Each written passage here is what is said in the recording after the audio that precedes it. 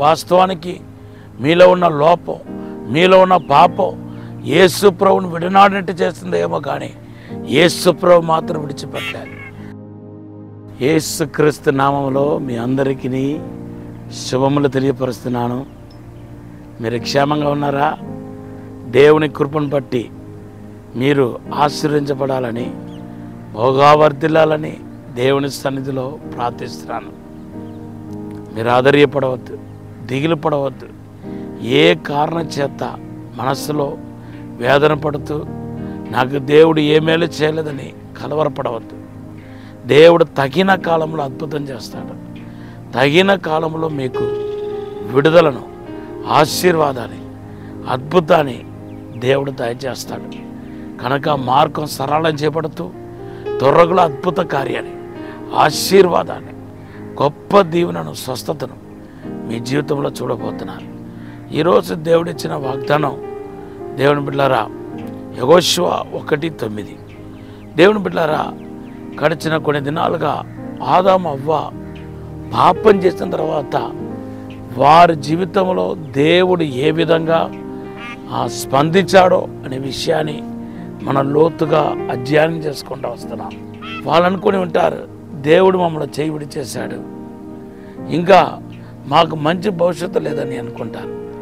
కానీ మొదటిగా దేవుడు కయీను ఇచ్చాడు. కయీను తర్వాత ఏబేలు అని శ్రేష్టమైన కుమారుని ఇచ్చాడు. ఎంత అద్భుతమైన విషయమో చూడండి.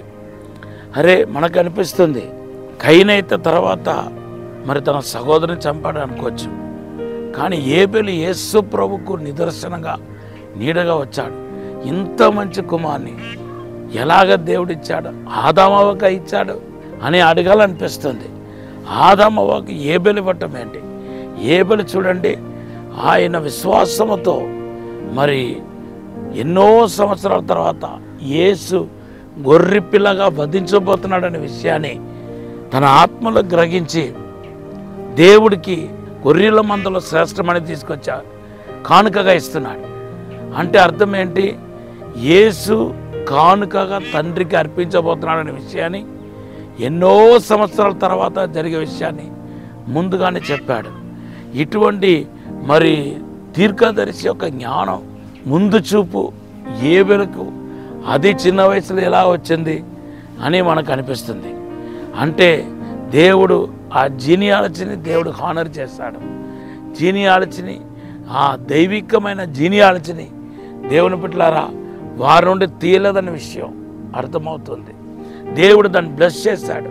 ఆ పాపం చేయడానికి ముందు ఏ జీనియాలజీ అయితే ఉందో అదే జీనియాలజీ ఏబేలులో కనపడుతుంది, వాళ్ళ కన్న కుమారులో కనపడుతుంది. దేవుడు మళ్ళీ విడిచిపెట్టాడని పొరపాటున కూడా అనుకోకండి. చూడండి, తప్పిపోయిన కుమారుడికి లాస్ట్గా ఒక నిరీక్షణ కలిగింది. అదేంటంటే, కుమారుడుగా చేర్చకపోయినా నన్ను కూలివాడుగా చేర్చుకుంటాడని తండ్రి దగ్గరికి వచ్చాడు. లూకా సువార్త 15వ అధ్యాయం 20, 21, 22 వచనాలు మనం చూస్తున్నాం. కనుక ఈరోజు నా వాక్యం ఉంటున్న మీ జీవితంలో దేవుడు విడిచిపెట్టాడని మాత్రం మీరు పొరపాటున కూడా అనుకోబాకండి. తాగరు కన్న కుమార్ని ఆమె విడిచిపెట్టేసింది. ఎందుకంటే తన మరణాన్ని చూడలేనని ఆమె మంచి ఉద్దేశంతోనో మరి ఇంకొక ఉద్దేశంతోనో విడిచిపెట్టేసింది. కానీ దేవుడు ఆమెను విడిచిపెట్టాడా? ఆమె పిల్లలను విడిచిపెట్టాడా? ఆమె కొరకు దేవుడు ఒక ఊటను తయారు చేశాడు, ఊటను సిద్ధపరిచాడు.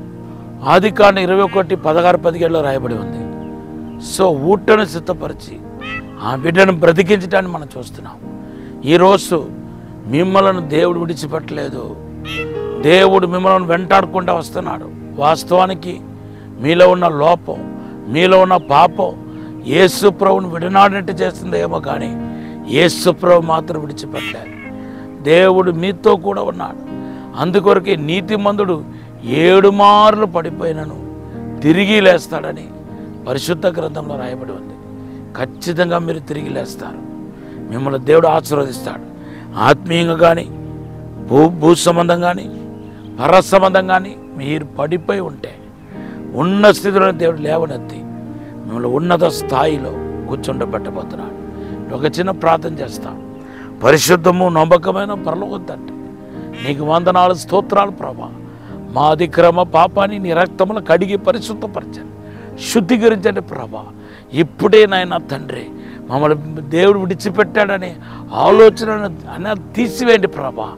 మమ్మల్ని దేవుడు విడిచిపెట్టలేదు, మాకు తోడుగా ఉన్నాడని విశ్వాసాన్ని నిరీక్షణ కలుగ చేయమని, తాకుమని, అభిషేకించమని, బలపరచమని, తోడుండమని యేసునామములో అడిగి వేడుకుంటున్నాము తండ్రి. ఆమేన్. ఆమేన్. May the Lord bless you. God bless you.